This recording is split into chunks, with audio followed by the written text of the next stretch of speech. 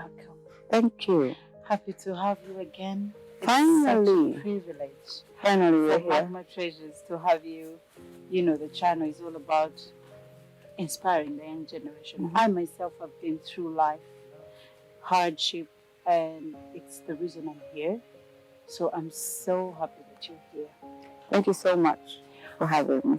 Yeah.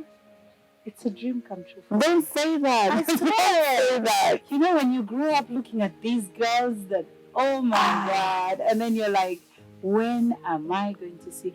The last time I made a call to you on WhatsApp, the chat we had, I was like, we were chatting and laughing, and after leaving the phone call, I was like, was I talking to Jackie?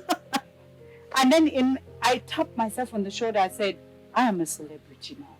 No, by the way, the one thing that actually one of the reasons as to why I even read your message twice, apart from somebody telling me about it, Yes. I didn't take that much notice or liking to it, you understand? Because I do get people that approach me and want to hear about my story, but they always use it for what they want, for their numbers.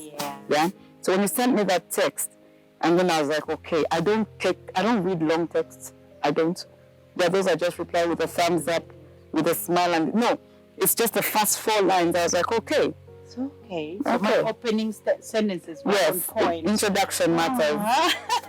But I'm so happy you replied finally. Jackie Chandiru, a Ugandan artist popularly known as the Queen of the Nile. She was born in 1984 and came into the limelight through Coca-Cola Pop Stars competition, which brought forth the Blue Three. We've heard about the famous 3 girls, Lillian, Jackie, and Cindy, who are now doing their solo career. Jackie studied industrial fine art at Makerere University in Uganda and was also a former student of Nabisunsa Girls. She went to Vienna College International School for her A-level. She came to the limelight in 2004, but after that, a dark cloud appeared. Main thing that we want to know is the story behind Jackie, why she was off the scene and where you now, basically. So if I may ask, when did it all start? It's just a whole combination of, it's a whole wave.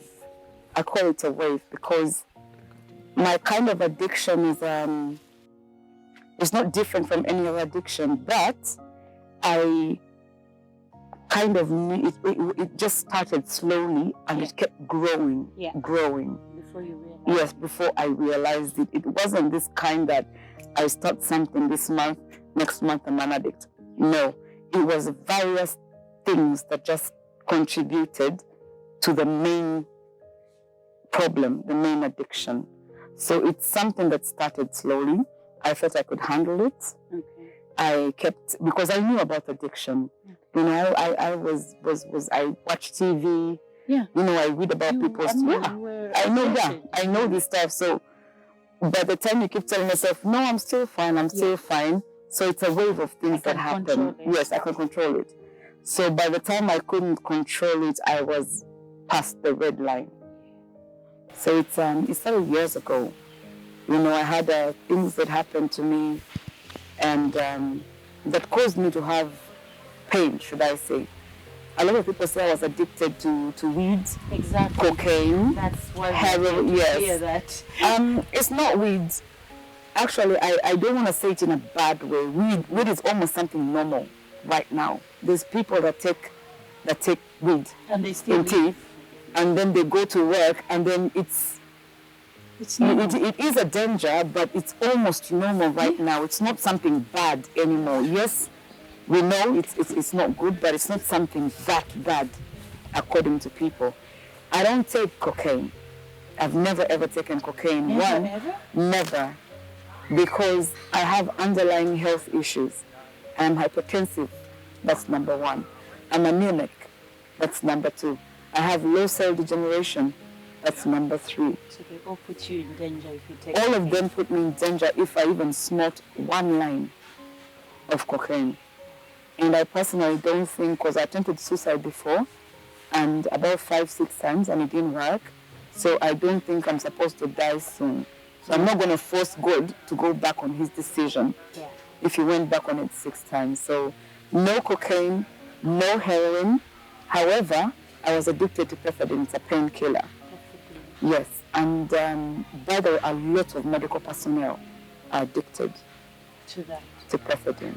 I read about pethidine before the interview, and it is given to people that feel, when they're going to give birth. Yes. Sometimes is that right? Yes. Sometimes they give them that if it all goes like bad when someone is feeling a lot of pain. Mm-hmm. So is it the doctor that advised you to use pethidine? Yes, I did have a problem before that. I got, should I say, manhandled in a certain way, really bad. And when I was in a relationship. Yes. Okay. Should I say. So I got manhandled at that time. And so I drove to the doctor. And because I was in so much pain and I had work in like a few hours' time, he told me what he thought was wrong. He told me what I'm supposed to do. And he was like, let me give you something. Since you're going to work, you can't do this immediately. Let me give you something that will help you for tonight, for work. But you see, I didn't go into detail of the fact that I do 4 to 6 shows in a night. What? Yeah. That was like peak when it comes to... Are you singing one song in these shows? No, I'm doing like depending on the pay, between 30 minutes to 45 minutes to 1 hour's time on stage. And so he gave it to me, and literally 5-10 seconds after it entered my body, there was no pain. Like I was going up, down, doing this, that. I'm like, hey, I like this. Oh. And for me, at the first times, it was, the pain is gone. Let me work. So I would work. After my 4 shows, 5 shows, I go back home, maybe like after 2 hours, the pain comes back in. So I call him in the morning. I'm like, you know what? It's back and I have work. He's like, okay. So we did that about 4 times for me because medically, they can only recommend for you 3 ampules. Yeah, I read about that. So he went overboard by giving me 5. 5. He added me like 2 more, and that's because I was putting him on pressure. I was like, this show is so important to me. I have to do this. Then he's like, okay. But after the 5th one actually was an issue.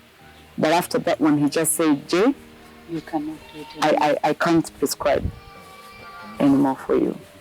So that's when I was like, okay, fine. I'll do Panadol.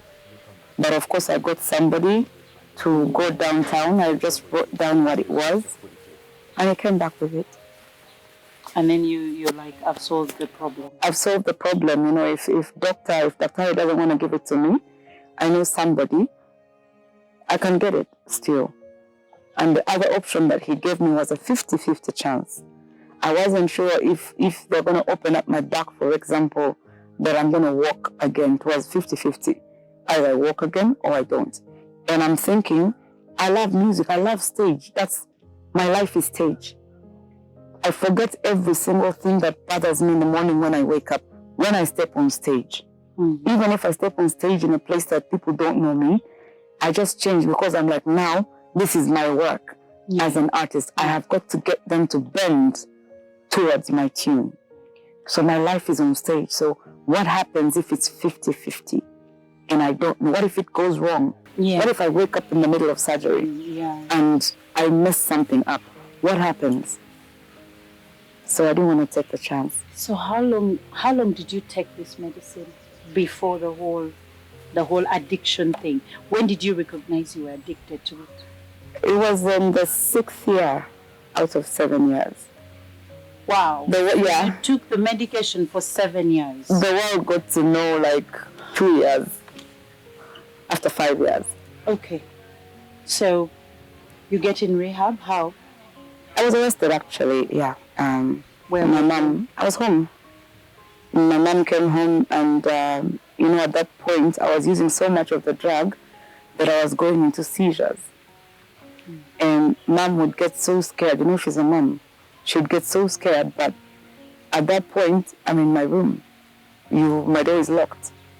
Maybe she hears if I get the seizure, if I'm in the bathroom, and then maybe bottles of perfumes or something are falling and breaking, or if I'm falling on something, on the cupboard or something, then she hears the noise. She tries to get in. She can't get in. It's locked. And I'm inside, and she's like, no. Then she just went to the police and told them that my daughter is abusing drugs. And then the police are like, which drugs? They didn't even know what pethidine was, actually. Because for them, they're used to cocaine, my room, actually, those the normal stuff. And she's like, it's called pethidine. So she had to explain what it was.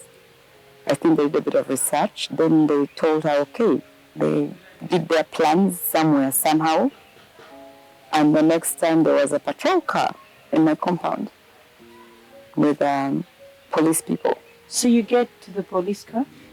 Yeah, well, I was actually manhandled into the car.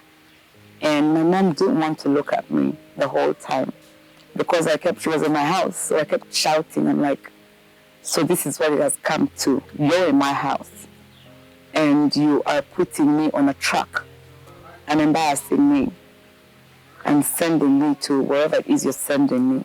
And you know, police don't, and when they're on that police truck, they don't talk much. You know, for them, they're following orders. So I was very angry at my mother, and I remained angry at her for a very long time. And then I'm taken to rehab. I think it was they call it 50 by 70, one of the smallest compounds ever. It was smaller than my house. And you reached there? Yeah. And then that's when I realized these guys are going to leave me here. And I was thinking, okay, let me spend the night, because it was late. Let me spend the night, I'll see what tomorrow is like. Then I realized I have to wake up at a certain time. I'm not going to have milk for breakfast or juice or scrambled eggs or Spanish omelet. No. It's porridge. With sugar, that's not enough. I'm a sugar person. So I have nothing, basically. And I'm thinking, okay, when there were so many mosquitoes in the night, I was unhappy.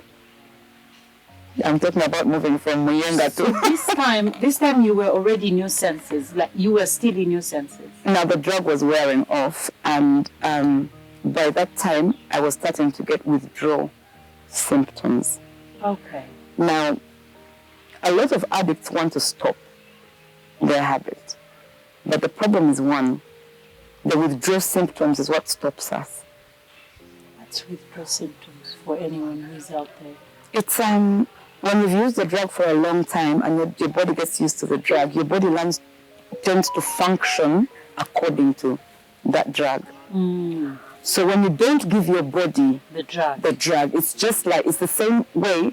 If I held your throat right now and you can't breathe for 15 seconds, you will start grasping for air. Okay. So the body starts to do that. The body starts to demand. It's like a car without fuel, it won't move. So but this one, the body demands in a very different way. Yeah. So there's things that you feel and they're just not normal. And they're so painful that you just can't take it being without the drug. So what happened when you got the withdrawal symptoms?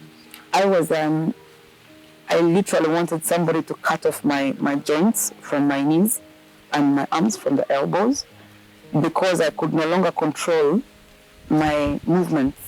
My arms were flailing, my legs were flailing, and there was a weakness that I felt that was so bad that I couldn't stand. My body felt like I had things crawling under my skin, and my blood was hot, and my head was it felt like somebody was hitting me from all sides, and my body was itching, but I could not scratch because I could not control my hands, and like my mind would not send them where to scratch. If I want to scratch my thigh, instead my hand is scratching my shoulder, but my shoulder is fine, but it's the thigh that's itching. then something is walking in my feet. I feel it's walking under my skin in my feet. I can't reach my feet because my legs are flailing everywhere. Wow. Yeah. Was that every day? It happened for about a week. You're still in that rehab? Yes, and to be honest, that's the part where I blame the rehab. I was using up to 20 ampules, 20 to 30 ampules a day. They were meant to take me off slowly. Like, it's a policy everywhere. You don't take me from using 20 ampules a day. You know my body's used to it. You know I get seizures. And then, bam. Not even one, nothing. I'm not saying it like they were supporting, no. But you're supposed to wean. It's the same thing as breastfeeding. You don't just take a child off the breast immediately. You have to wean them. You reduce the times while you introduce the bottle. That's what was supposed to be done. But I was taken off once. So I had a longer period of time with the withdrawal symptoms in that pain because I wasn't weaned off the drug properly. So we were out there as your fans, and then we see this picture. Yeah. You know, when you have a picture of a celebrity in your face, I mean, in your mind, and then, boom, you get this picture, you're like, is this the old version of Jackie? No. Is this another version of Jackie? Did they do Photoshop and all that? Who took that picture? The police. Actually, I meant to sue them. A lot of things, a lot of action that happened within that time, I meant to retaliate.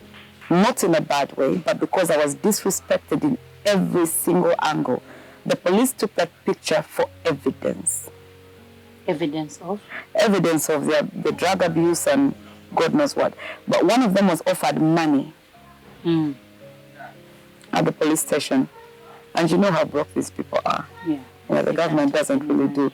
They took, and then the guy released the pictures. And I'm in rehab. I have no access to a phone. Nobody can tell me anything. Until I got out is when I'm like, wait, this is impossible. So then let's talk about, you go there for 4 months. There was a time you came back to the scene. Yes. And then we were like, oh my God, she's back. But that time, for me, in my perspective, I saw that you were back, but you were just struggling to get on the scene back. But I feel like you were not fine. I want to correct that. Were you really okay that time? No, I wasn't. And how do you leave after those 4 months? Well, I go back as usual. How, as usual? Like, it happens. You know, I'm not going to be addicted for 5 years. People notice 1 year to the time you put me into rehab. I was using it like 4 years before that in secret.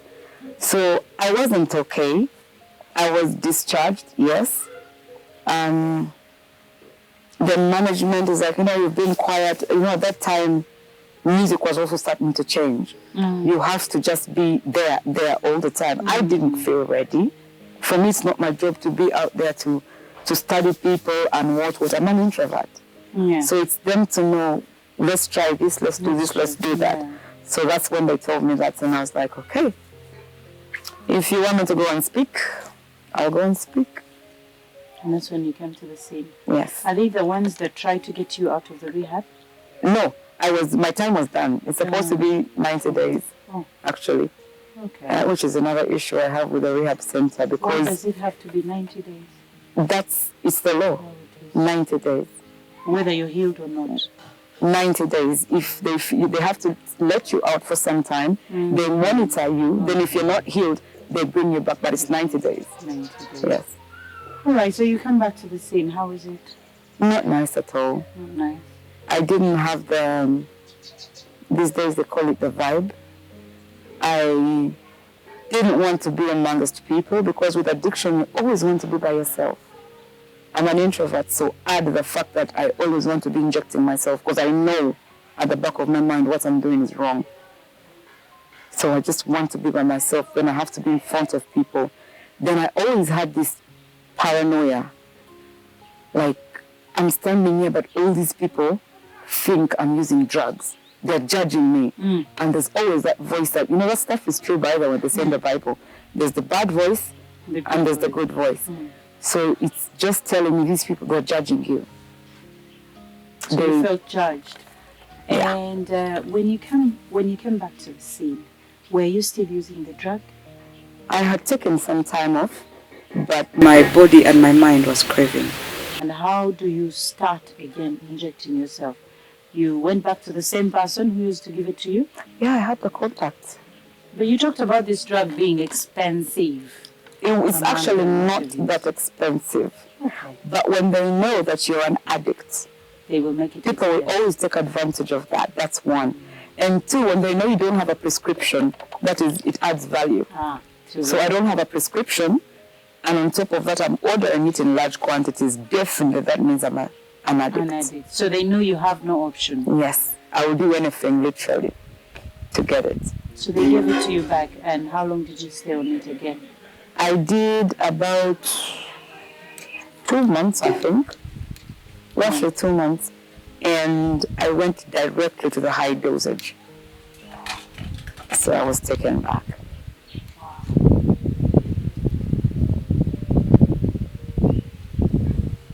Were you taken back to the same rehab? Yes, unfortunately. And how was it the second time? It wasn't as nice as the first time. The first time was nicer? It wasn't like nice, should I say, but the treatment was okay. You know, I had access to certain things. The second time, however, I don't know whether I should say it like this, but you know, when they know you've been there, and then you literally become normal.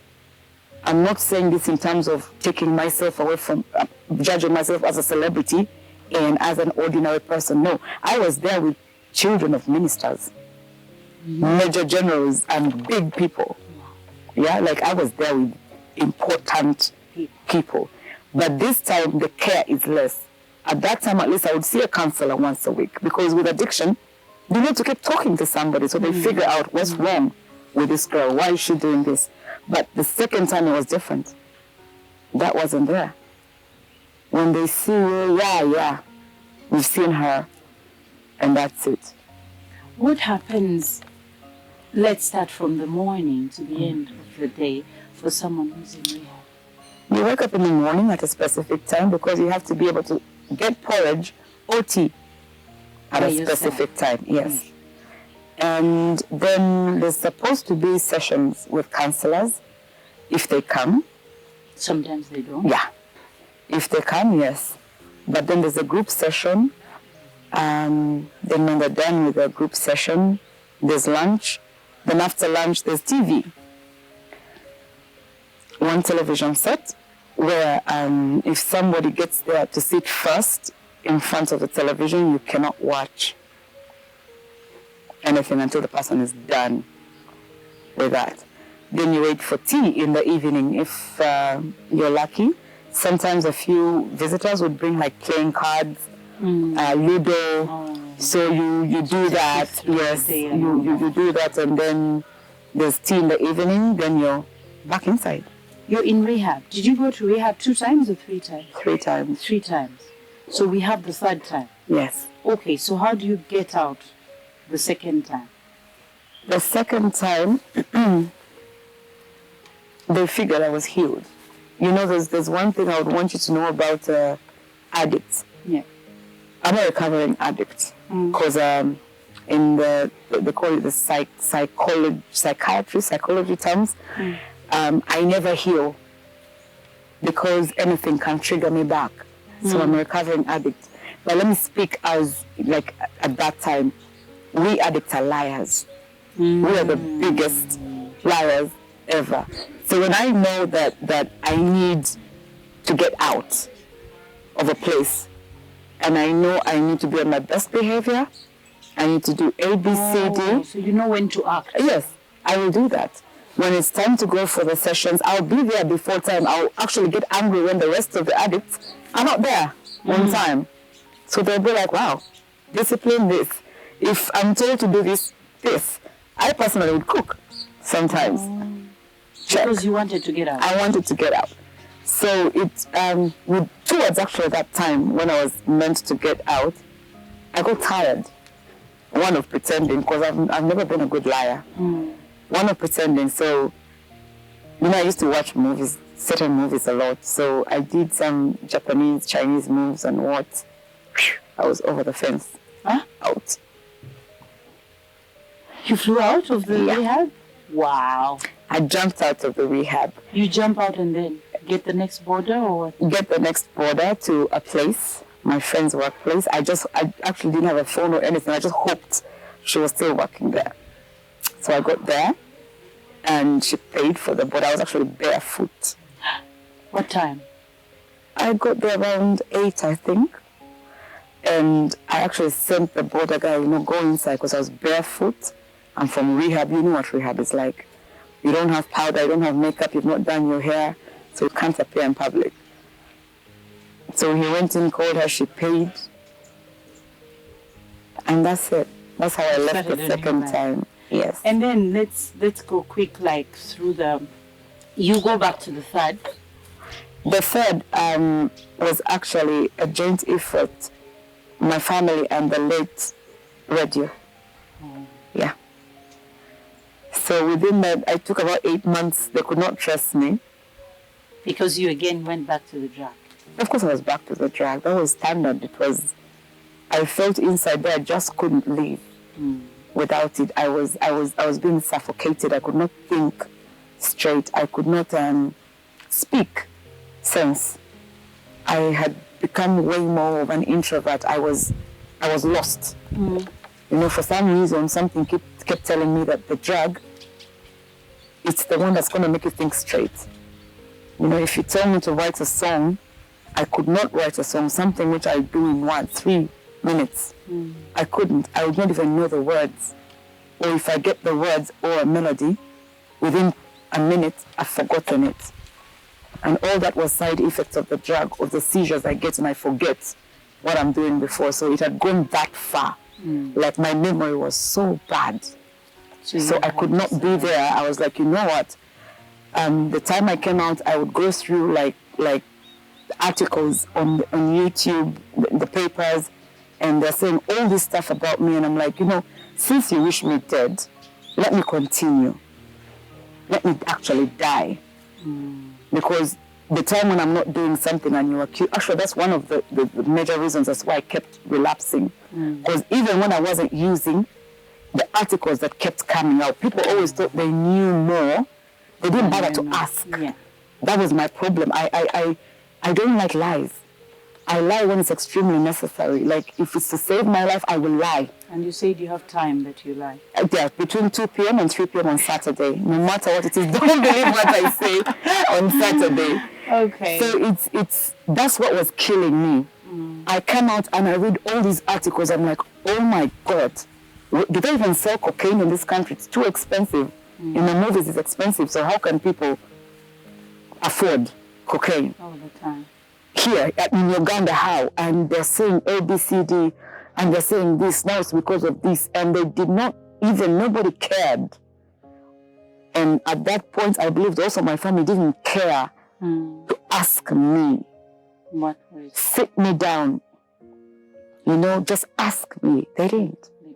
I always think people in the limelight are always not given a chance to say what they want to say. And even when they're given a chance, are they listened to? No. People don't even believe their story. It is so sad that when we see an artist or any celebrity, we don't get to see the other side of their life, the side behind the limelight. I'm just so happy though that we got a chance to provide a safe space for Jackie to talk about where she is at today and how far with her life as a recovering addict. You didn't have emotional support? I didn't. Maybe it's because I always had that shield as a person, but I believe when it comes to blood or when it comes to an acquaintance, you can always break it down. And you can get to me. Just nobody tried to get to me the way they should have. Wow. So you go back, radio, and the family takes you back? Yeah, radio takes me in. He said Lillian actually to me, and Lillian is like, you can't, if I failed with her, you can't. And Radio was like, I know, Jackie. You know, because Lillian got to know Radio through me. This is my sister.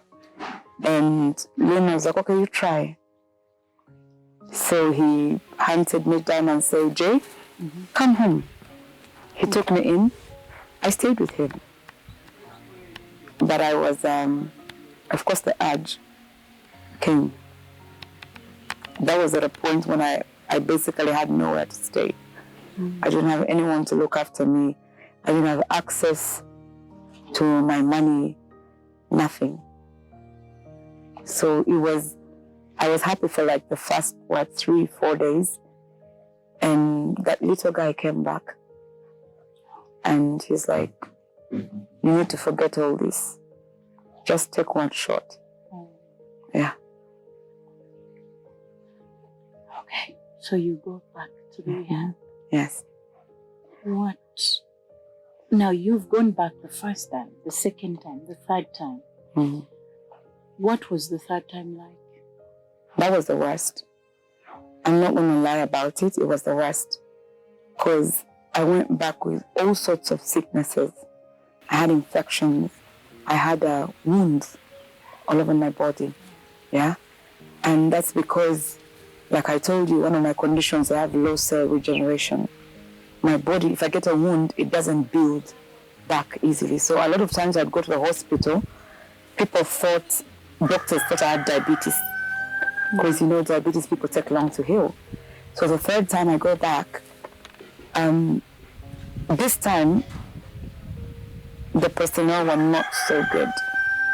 And I don't know if the owner got to know, but the first time I was taken back in, I was heavily dosed. By the rehab? Yes. I was heavily dosed because, you know, sometimes you get violence. Yes. Of course, I was unhappy. You get dosed. And I was heavily dosed and I was put to sleep. But I was kept in a room because I had escaped the last time. This time I was being locked in a room. A very tiny room, by the way. I got claustrophobia because of that room. So I was locked in that room for a couple of days. I wasn't showering. If it was about food, they would just bring the food in and lock the door with a padlock outside. If it was about easing myself, I was given a bucket. Yes. I was given a bucket that the edges were not smooth. And like I told you, I went there with so many infections. I had bacterial infections. My stomach was running like a problem. So 24/7, I literally had to be in the toilet. But I had to use a bucket all night in the same room. And I can only take it out to wash it when they open for me in the morning, which could be 10. So you could be there? Yes, with my excreta. Was this part of their punishment? I honestly don't know. Like, because one time when the owner came, she actually made noise. She was angry with them. She said, how can you lock her in like this? How can you do this, this, this, and this? But you know, sometimes there's people that own businesses, but they don't know what their workers do. Yeah.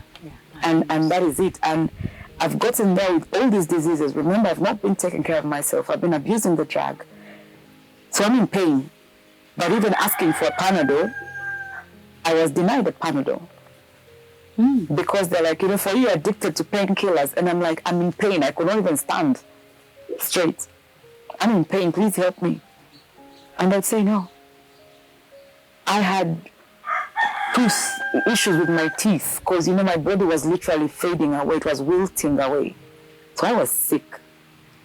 You know, I have these open wounds, my arms, my legs. I'm being treated with tea leaves. They crush antibiotics and tea leaves and give you? Yes, and they wrap my wounds. So then, third time in the rehab, what was that something that the changing moment when you felt like, no, Jackie, I'm tired? Did you ever feel that? I didn't, actually, because now by the third time with the treatment that I was getting at the rehab, I was done. I was tired. But, I have people that were praying for me, people who I've never even spoken to. I had fans. And my mom is very religious. I believe somehow she was praying. And a lady took interest in my case. She's a look brother. She's called Becky Sashlaben. She's married to a white gentleman. She took interest in my case because she's like, I'm your biggest fan ever. Wow.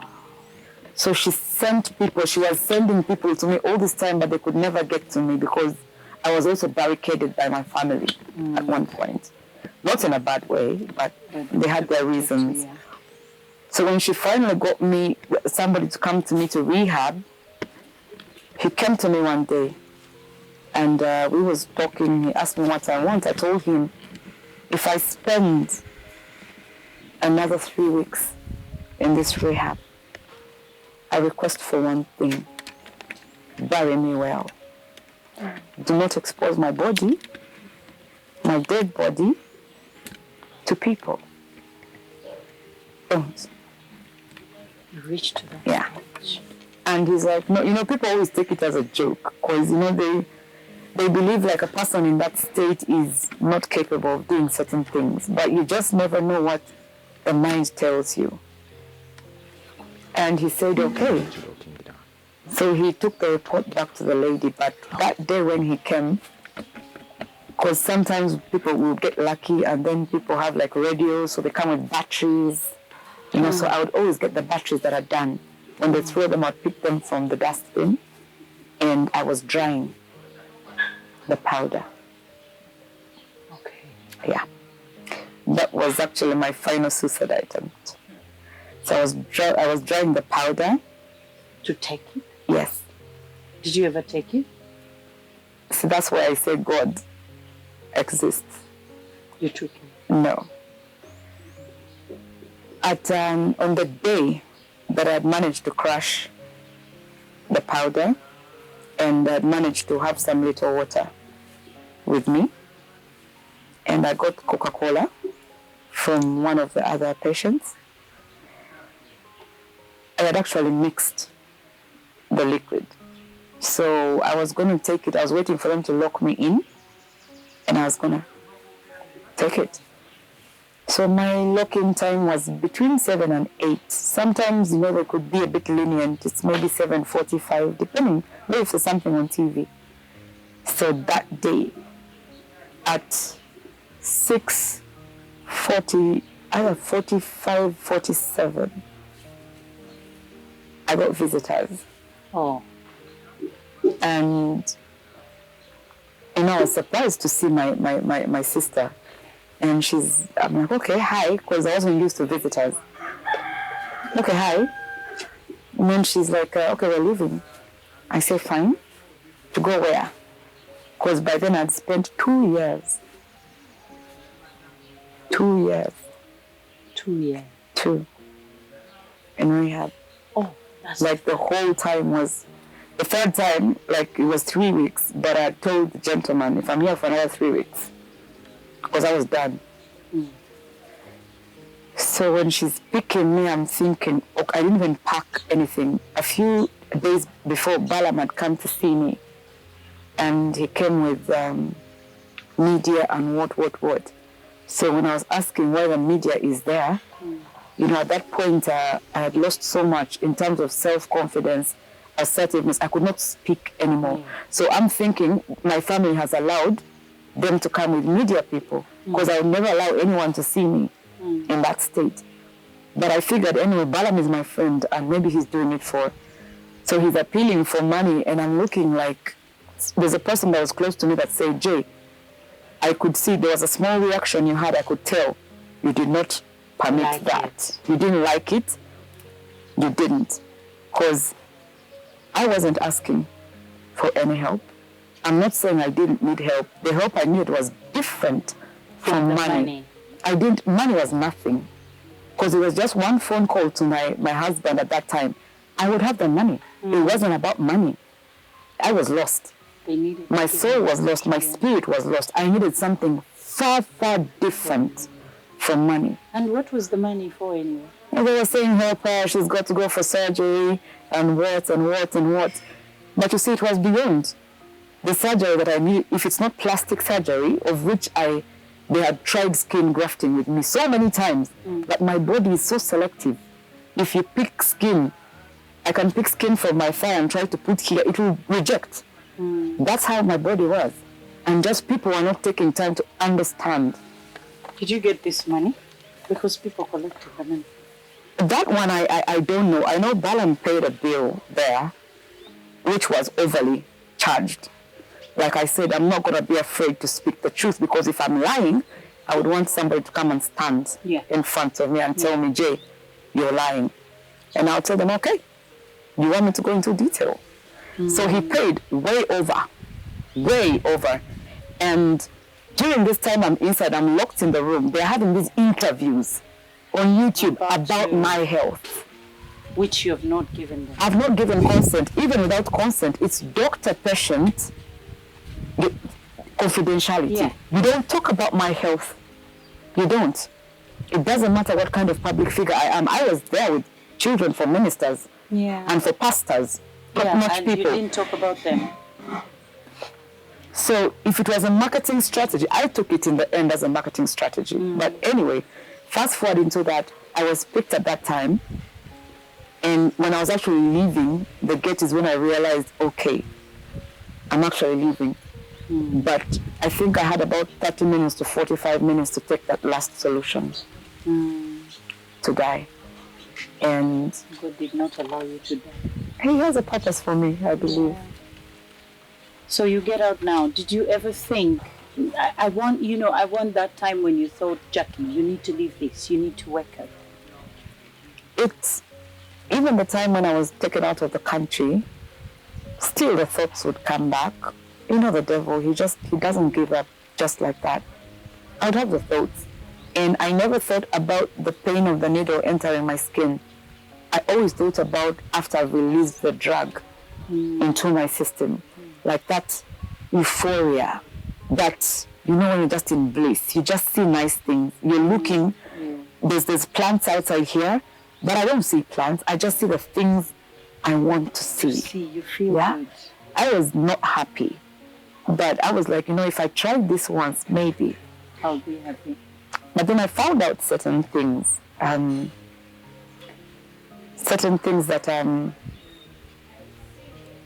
made me wake up once. With addiction, it's not about people talking to you or people telling you this is bad. I knew what I was doing was bad. But I woke up once when I found out certain steps and measures had been taken to prepare for my demise. Okay. Yes, and this is by the least expected people. Wow. In my Did life. these people see you already gone, or they just wanted No, you they were just gone? waiting. They knew it was just a matter of you understand, of time. Even the last time that I was taken into rehab, literally, actually the second time I think, I was picked from hospital when I had surgery at 6 in the morning. This is like 7 p.m. And the doctor, the surgeon is begging them, I'm taking her into surgery. And they're like, no. So Who is they? People you don't want to disclose? I will disclose them In the right time. in the right time. But when I speak with the pain that I'm speaking with, I've gone through rehab all these times. I've been addicted for 7 years. And these are the people that plan things, something for my demise. I understand where they were coming from. But you see, there's always something about patience. God keeps you in certain situations for you to realize the people that are around you. Yeah. I got to a point when, even when I was out of rehab and I would pick a phone call to ask for 1,000 shillings. I won't mention which celebrity that is. You can't get it. No, when they get to hear my name, that's it. And up till date. And these are people in the industry. These are people, they're those that kept me so close to them. It's only later I realized they wanted something from me, which they got. They really got. Yes, which they got. But at this time, when I have nothing to eat, I don't want 1,000 shillings. 1,000 cannot buy me one ampule of pethidine. I want 1,000 shillings to buy me an egg, which I can boil and I can eat for a week. Because I will slice a piece of that egg every single day. Monday I'll have a slice, Tuesday a slice, Wednesday a slice, and a small Fanta to take me 5 days.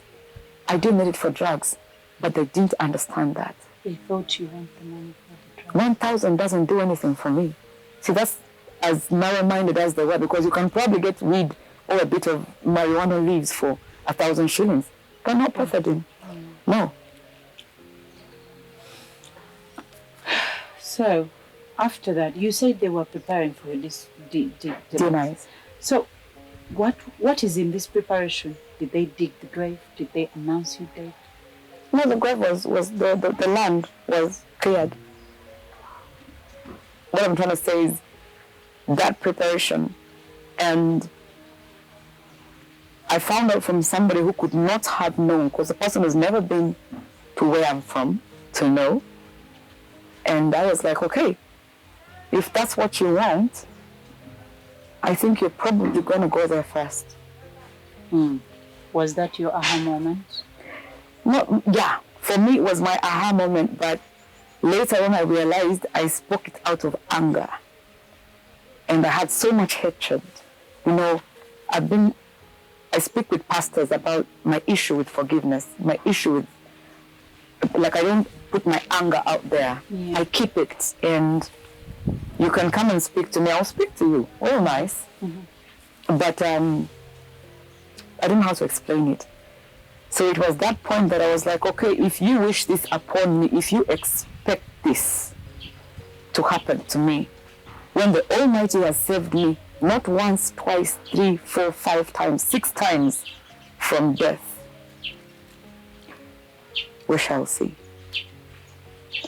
And it's only later that I had to go through prayers for so long to be able to let go of that.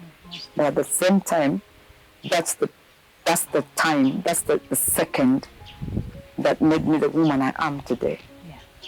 Yeah. The moment you realize that people that want you dead and God wants you to live. And I'm grateful. I am, much as it was so hurting for me at that time, I am grateful because I would still be piercing myself up till now. And you haven't done it? No. Actually, sickness worries me so much. You know, I get these malaria symptoms and stuff like that, and blood tests, and they tell me, okay, go for, and it takes me like 30 minutes. To think. No, for me, I'm negotiating with a lab attendant. Yeah. And now you see, so when it's taking blood off, whether it's HIV test, whether it's what, because there's work I do where they have to ask for medical reports. And then they have to get the needles for the babies. Now, if I see it sharp, they get the ones that have the dolls, pink, with dolls on them for babies. And then I'm like, okay, wait. I know which finger puts up the most blood. So I tell them, this one. And when it takes time. William got sick one time and was like, Daddy, I'm so sick. She sent me a picture. She was with a cannula. My phone fell out of my hands. Oh, because you still Because I'm so scared of needles right now that I'm just traumatized by them. So I get sick. The moment they say, it's possible you have malaria, go for blood test. I'm like, oh, okay, let me take this phone call. I go straight to the pharmacy. I have malaria. Give me something. Oh, you don't like a needle on your body. I went for my surgery for my skin grafting in Nairobi, and I came out in so much pain. And the chief surgeon tells them, give her 2 milligrams of pethidine. And I was so weak, I was just coming out of anesthesia. So I was trying my best to shake to say I couldn't talk. But it's his assistant who came and told him, that's Jackie Chandiru. You can't give her. I think she's trying to say no. You can't give her pethidine. I can't. I can't. I think that's a testimony. Because that feeling, if you can fight it, then you've won the devil already. It is hard. Yeah. I'm not going to lie to you. It is hard. The thought, it can happen to me like once now in 4 months, and I think about it. Actually, I wake up. It always happens when I'm asleep. You have to wake up. No, I wake up. Like, that's the kind of trauma I have because I'm still paying the price. Yes. Up till death. I'm still paying the price. So, Jackie, you said now the feeling comes in waves. What framework do you have to keep on recovering from that? What do you do when you get the feeling? First, I pray. Oh, that's beautiful. That's number one. I pray. And then I have this dress that I have that I've always wanted to wear. Is it a wedding dress? Or? No, it's not a wedding dress. Okay. It's this really pretty dress that, when I was still nice and small with my body and what, it shows my arms, my legs, everything. I always go and look at it, and I told myself, even the time when I was on point, body on point, you know how Kim Kardashian is doing everything to get to the perfect weight? Mine was like, the right body, I'll wear you. It was so expensive, so I kept it, and it's velvet. And after I pray, I look at it, and I'm like, I will wear you, with or without my scars. I will get the right body to wear you, and I will slay when I wear you. And then I take it on the bed, and then I kneel down, and then I say, God, the fact that you've kept me alive past 6 times, you've refused me to come there. That means I'm supposed to wear this dress. So it's kind of a girl thing, and also the religious thing. And I always tell myself, I still have a purpose. Yeah. I'm not done. Yeah. I'm not done on earth. You just started actually.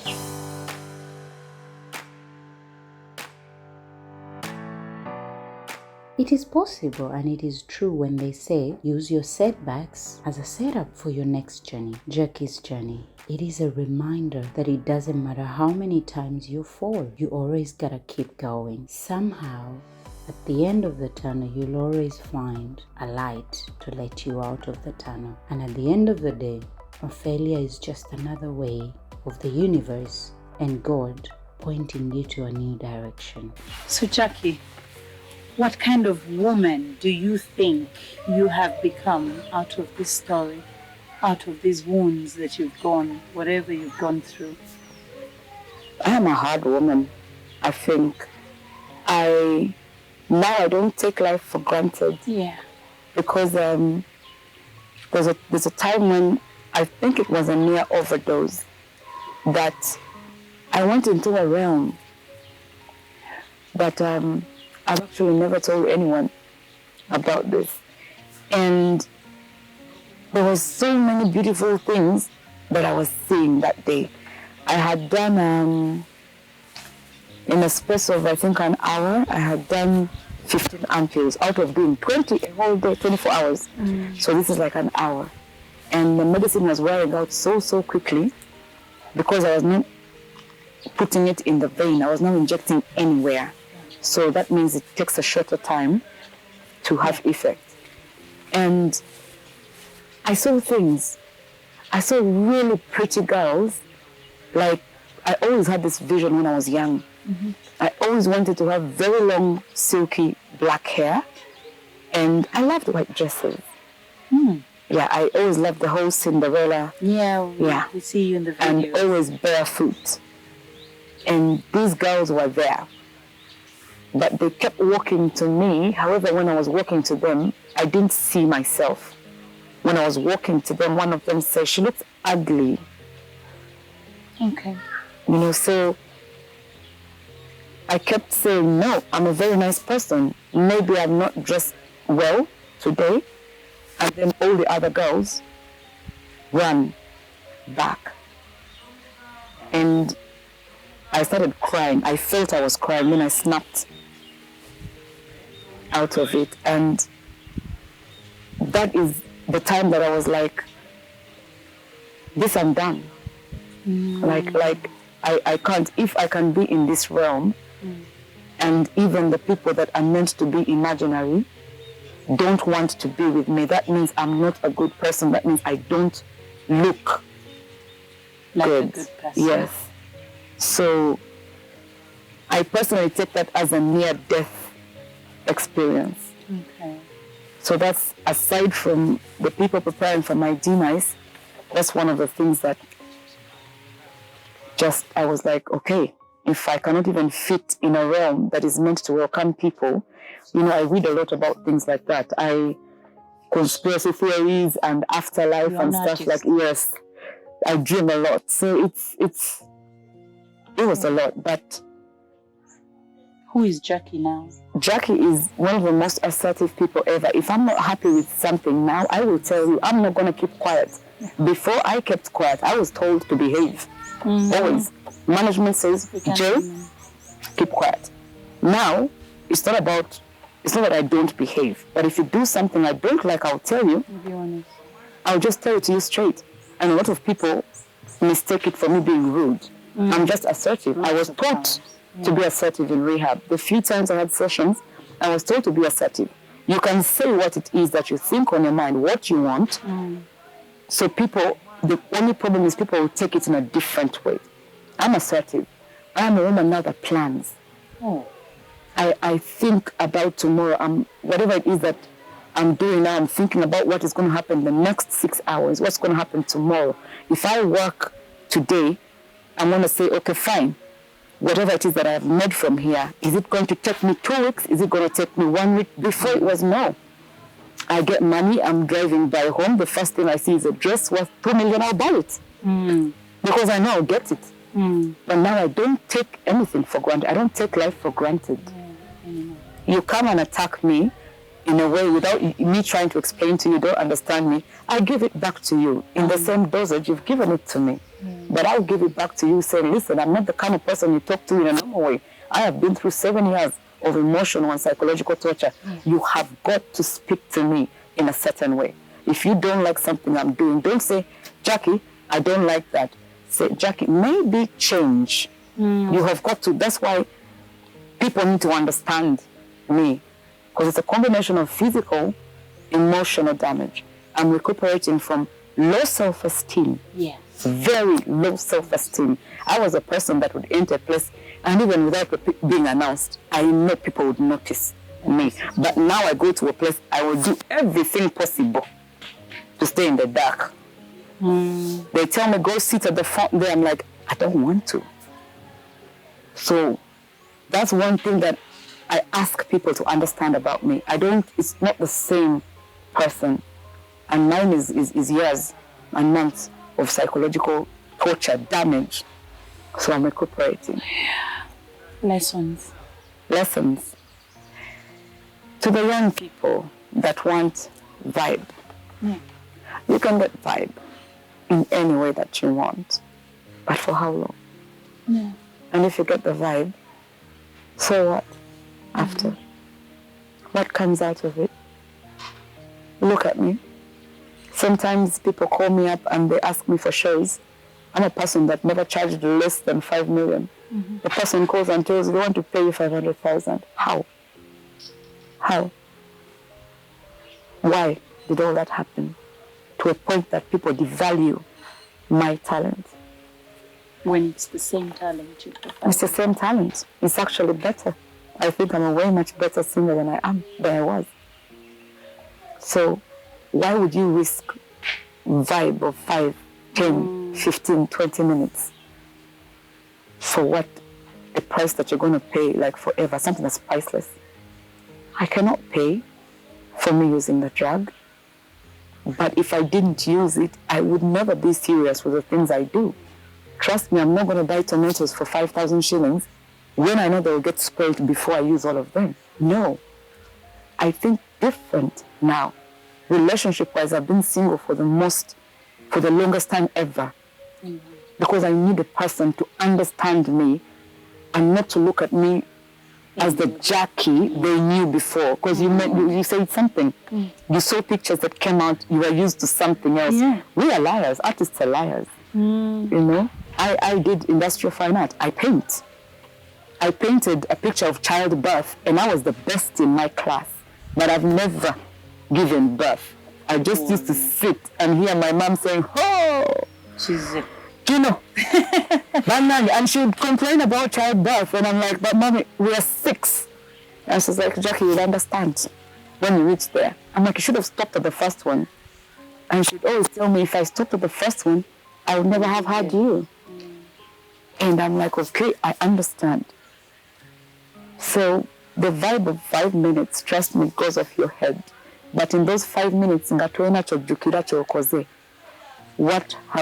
have the people around perceived of you? Yeah. They may keep quiet. You may have people that pay them, or pay newspapers, or bloggers to keep quiet. My impression, Chijore. The impression. What impression? You go to a place, you get high, for example. You go to a party, a house party, people use your zukuka, you're feeling pain in places where the sun doesn't shine. But whose fault is it? Yes. Now they took advantage, just like any other person. Yeah.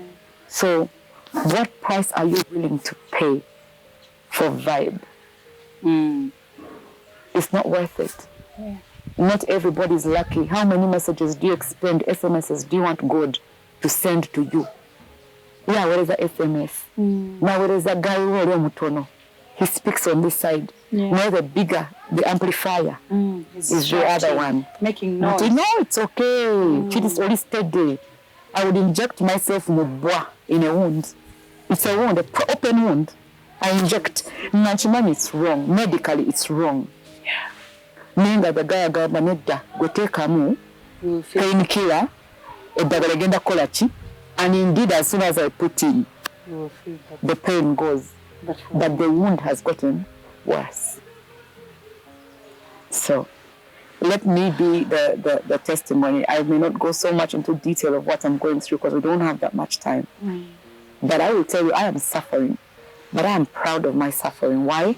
Because every action has a consequence. That's number 1. 2, God does not make you go through something you cannot overcome. And 3, I am paying for my sin. I threw stones at God's temple. I abused God's temple, which is my body. So I am paying. I am paying the price. And I am willing to pay the price for as long as God tells me I am alive. Because I will pay the price fully. And I will march to Him and I will thank Him like I do every day. I hope you're okay. Not to cry. Don't cry. I told myself I'm not going to cry, but for me, the beautiful thing out of the story is always the lessons.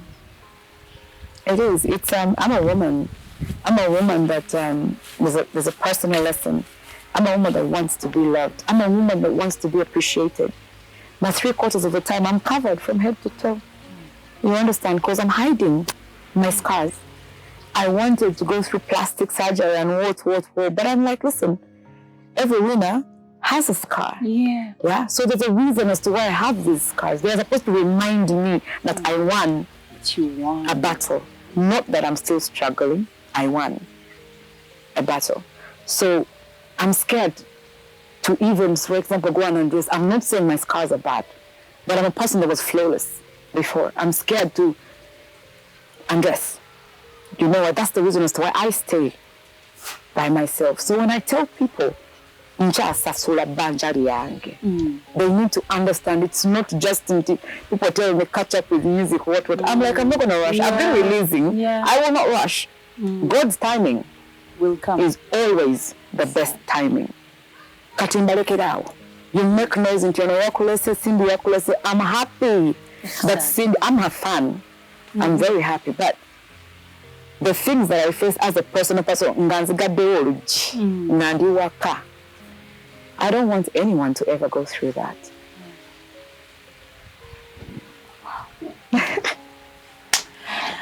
Wow, I myself has learned lessons, and even the first time I spoke to you, Jackie, I learned a lot of lessons.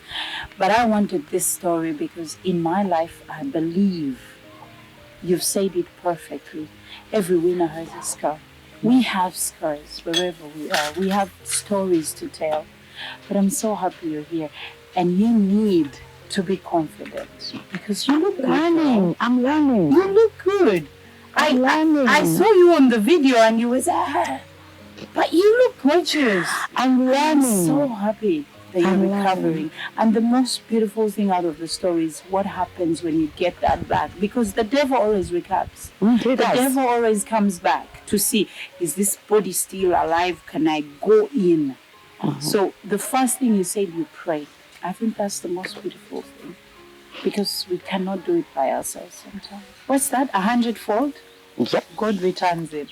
And I believe that we are going to see more of you. Very much so. 2 minutes to let us know, how is Jackie now, like musically? Jackie's working. Musically, she's working. Like I say, there's a common saying, Baganda say, I'm half Muganda by the way. Statafa. Yes. Statafa. Sisobola kufira mu muvi yange. Ene mumi mukama je yampa. Nagenda ku somero, nesta kufira mu muvi yange. So I'm not gonna just back out of music just like that because of what happened. No. But I believe there's something you have to put there, and you can see the because I'm not going to spend my whole life singing.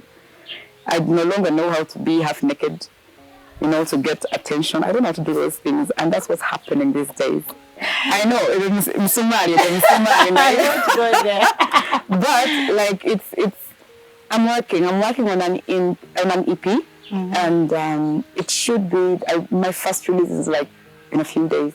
Actually, by the time people are watching this, they'll be hearing it. But me, I don't beg for people to listen to what I do, but I only pray for one thing: when they listen to my work, they don't just listen to Ndongo, but they listen to the words and they internalize, because I no longer sing things fwa.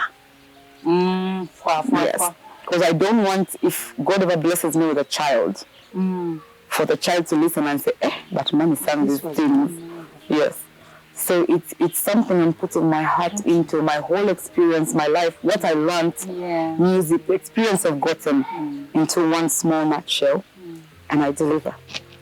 How else are you delivering your story? Through a book? I heard that. Yes, through a book. I'm writing a book, and I hope you have like at home on an island somewhere where I can come and hide. No, because I know people are going to be looking for me by the time that book is out. The island. So that I say, Jackie, are you releasing it? Come. I need a banner phone as well. A banner phone. You're going to give people there. No, everybody. No, people are going to. I may not even mention names, but you just know this is so. This is so and so. If you've been reading, the story, like whatever rumors and gossip and what, you know, wait, this is similar to this. It must be so and so. We still need you, so better find somewhere to go. Let me tell you, there's no way I'm going unless God says, and the fact that I've tried 6 times in Chandiru, let them just tie their seatbelts because in agenda. All right.